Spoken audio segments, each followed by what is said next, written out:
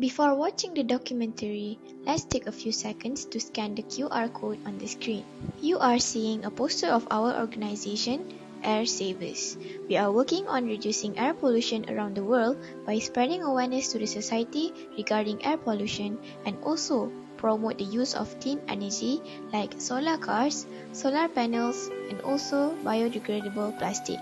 This documentary is one of our ways to educate the society about air pollution and to urge people around the world to participate in reducing air pollution. Did you know what is the real meaning of air pollution? What does it contain and how dangerous can it be? Well, all these questions always comes to our mind when something bad happens in our air. Air pollution is defined as an air quality change characterized by measurements of chemical, biological or physical pollutants contained in the air. Meaning to say, air pollution is a condition where it contains dangerous components inside it. Thus, air pollution is one of the world's largest health and environmental problems. Air pollution is the presence of harmful substances to humans and other humans' health or poses risk to the environment or materials.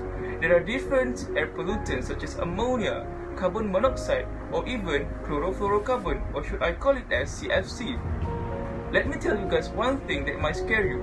In fact, air pollution is getting worse in the developing world while getting better in developed nations. Our knowledge of how comprehensively it damages our body and minds is growing even faster.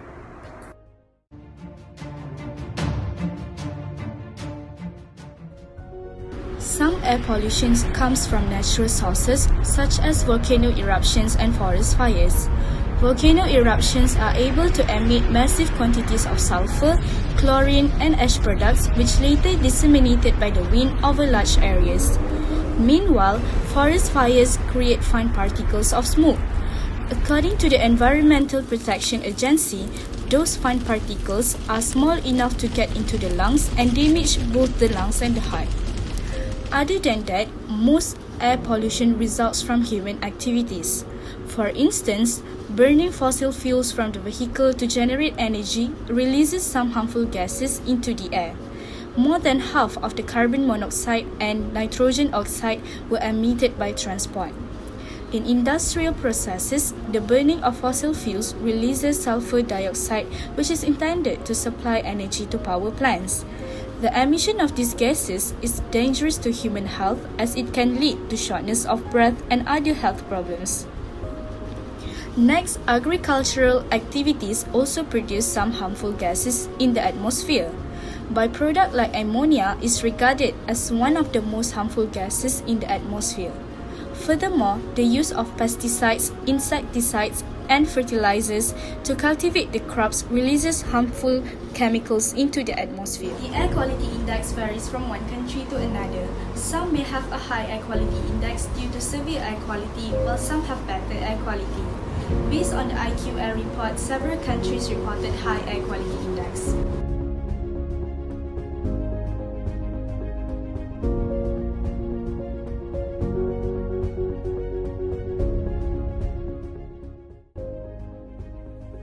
Air pollution affects human beings in many ways, either the health of individuals or the environment.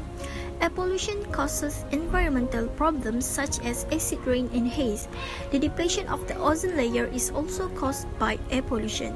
From this, the number of UV radiation reaching the earth can increase and cause much harm to human beings such as skin cancer and cataracts. For health, air pollution disrupts the human respiratory system as well as it invades other systems such as the cardiovascular system. Children are also affected by it. Through our research, we have chosen 3 countries that are showing quite a good example in their efforts to curb the air pollution in their country. These countries are Malaysia, Canada, and Denmark. Now let us look at their methods on reducing the air pollutions in their country.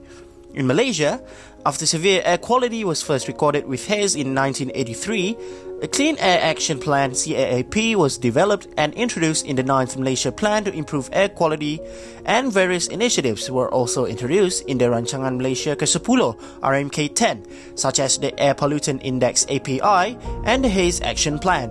Also, Malaysian DOE has launched an API to alleviate air pollution as a measure of air quality status in any given region.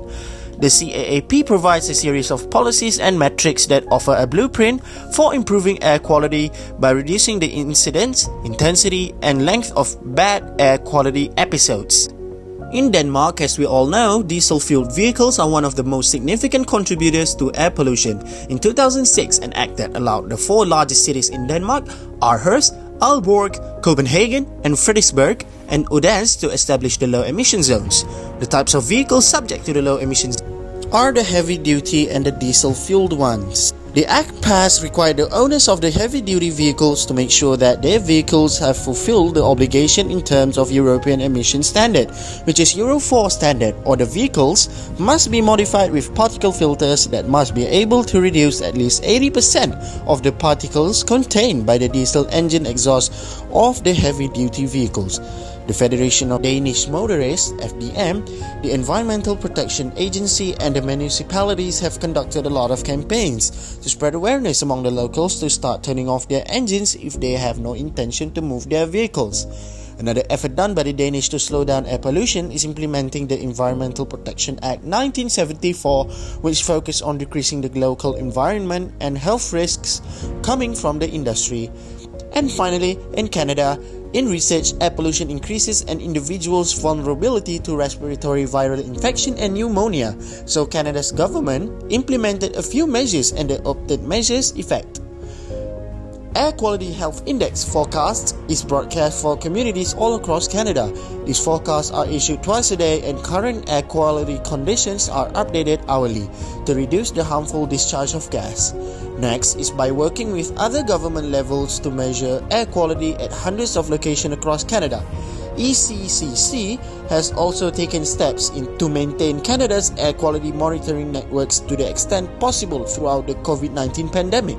The Government of Canada is also giving suggestions to the masses on helping Canadians lower the output of air pollution by suggesting to all on assisting Canada to fund projects in the north to reduce reliance on diesel for electricity.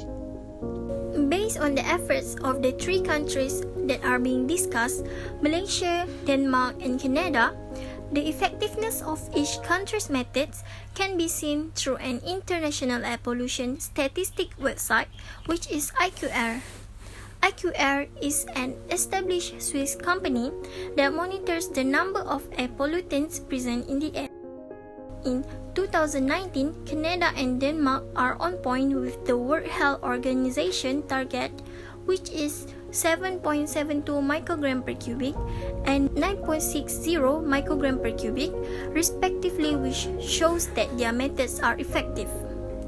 The low emission zones in Denmark's largest cities effectively apply strict regulations on heavy goods vehicles. In July 2019, the city council reported in Copenhagen that 62% of residents travel by bike to work or school, whereas Malaysia is at moderate 19.26 microgram per cubic, and it is believed that this happens because of the increase of industrialization, urbanization, and the number of vehicles, which indicates that Malaysia needs to double its effort achieving WHO target, which is below 10.00 microgram per cubic.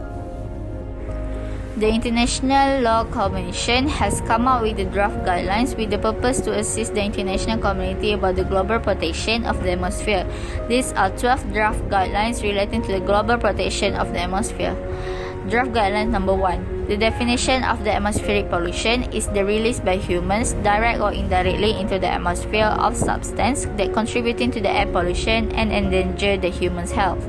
Guideline number 2 is about the restriction, which how far these guidelines can cover.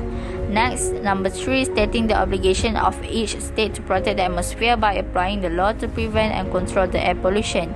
In guideline number 4 is stating that each state has to ensure that every activity that is likely to cause the pollution shall be undertaken.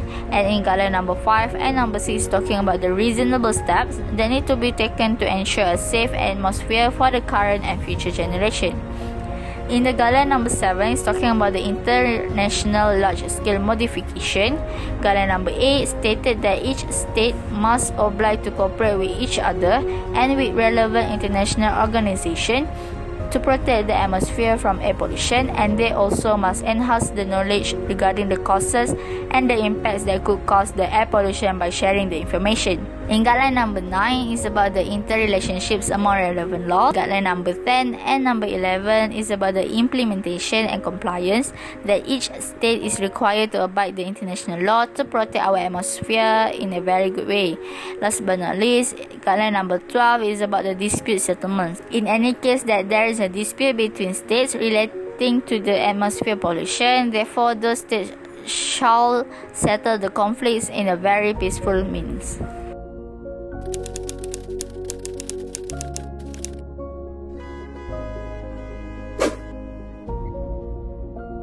As we all know, cars run on petrol or diesel that releases harmful gases to the atmosphere. However, normalizing public transport such as LRT, ERL, and MRT can help to reduce air pollution as they are electricity powered. Secondly, increasing urban forests and green roofs. Scientists claim that trees play a significant role in reducing air pollution as they remove pollutants from the air. Food and Agriculture Organization by the UN encourages cities to invest forest-based solutions to ensure sustainability. A safe environment will urge more people to start cycling to their destination. We should also start educating young children about cycling. For example, countries in Europe and the United Kingdom have already included both theoretical and practical cycle safety lessons in their school curriculum. Lastly, emphasizing the use of green energy. Solar, wind, and tidal power supply electricity without combustion. Therefore, this will reduce air pollution that is happening to Earth right now. In conclusions, it all depends on the country itself to handle air pollution. Did you see this thing? Can you imagine our whole life wearing masks even we want to go to supermarket? I'm sure you have the answer. So, we must work hand in hand to maintain a healthy society. Try not to depend on the government. Instead, everybody should start anything that we could help our earth air quality in a superb condition.